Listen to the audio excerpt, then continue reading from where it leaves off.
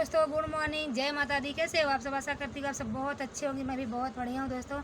तो दोस्तों हमारे यहाँ 2 दिन तो बारिश हुई थी, बहुत अच्छा मौसम था, ठंडा ठंडा कूल कूल। और अब बादल भी है, गर्मी भी बहुत लग, जितना बारिश नहीं हुई ना उससे दुगुना तो गर्मियाँ लग रही हैं। कहते नहीं, जब इंसानों को इतना घमंड है तो भगवान तो सारी दुनिया का पूरा सृष्टि का मालिक है, तो भगवान को कितना घमंड हो, मगर फिर भी भगवान की रित्ती भर की घमंड नहीं है दोस्तों। और मैंने जितनी वीडियो बनाई थी अपलोड कर दी है, आप लोग जाइए देखिए, मुझे ढेर सारा प्यार और आशीर्वाद दीजिए।